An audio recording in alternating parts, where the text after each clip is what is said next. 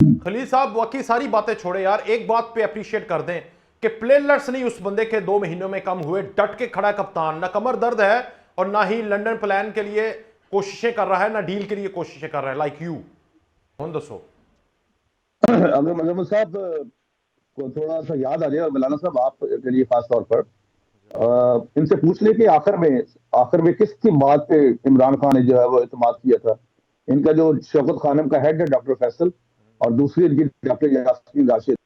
जब उन दोनों ने कहा था, आज भी उनका बयान मौजूद है, और इमरान खान के सामने जब वो समरी गई कैबिनेट में, उस वक्त इमरान खान साहब ने कहा कि ये इन दोनों ने जो मुझे अपने डॉक्टर्स हैं वो कह रहे हैं।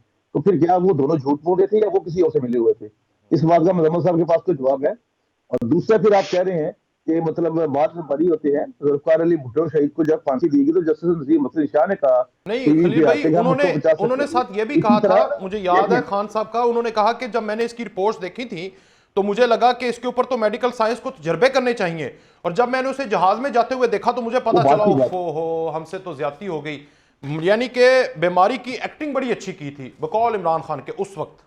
नहीं, ये नहीं नहीं नहीं नहीं नहीं नहीं देखिए, धोखा दे पहले गए थे आप डॉक्टरों को। कसूम साहब के बारे में देखिए मौलाना साहब, पहले कसूम साहब के बारे में भी ऐसे लोग कहते थे, अभी नवाज शरीफ साहब के बारे में ऐसे कहते थे। लेकिन देखें, एक कॉम्पिटेंट कोर्ट है। अली बागर नजवी साहब जो थे वह यहाँ पे जस्टिस थे, साथ उनके सरदार अहमद नईम थे, I was in the court, जिन्होंने सारी बहस जी। सुन की, उसके बाद उनको परमिशन दी।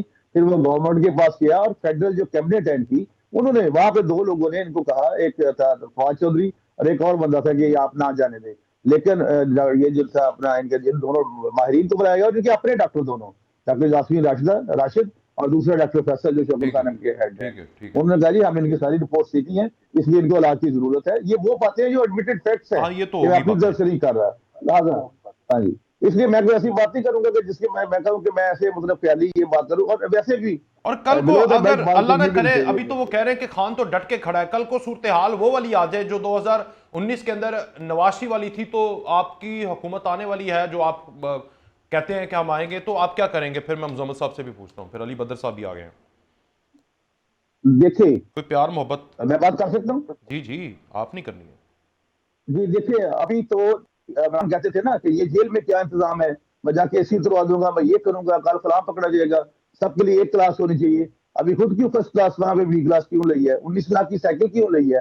वो दीवार क्यों कराई है चहलकदमी ये कराने के लिए? अगर बाकी कैदी इस तरह से, तो अपनी बातें तो कायम रहे ना। असल में मौलाना साहब, इमरान खान वो स्टफ ही नहीं था जो मन बनने वाला था। ये एक प्रोजेक्ट था जो काम हो गया। बात सिर्फ इतनी सी वो है। तो आज कह अभी रहे वो हैं मैं जो जेल मर्जी में करते रहने रहे। को इबादत समझता हूँ। किसी आपके लीडर तो ने ऐसा यार वहां बोला पे है? इबादत ही वहां पे और करना क्या है? इबादत ही करनी होती है ना, इसके अलावा तो काम ही और कोई नहीं होता। या किताबें पढ़ ले या इबादत कर ले, तो दो ही जो काम है वहां पे, ठीक है, वो इबादत समझिए। किताबें पढ़ना भी वैसे इबादत ही होती है। तो ठीक है, इसमें तो कोई ऐसी बात नहीं, मैं समझ अच्छी बात की है उन्होंने।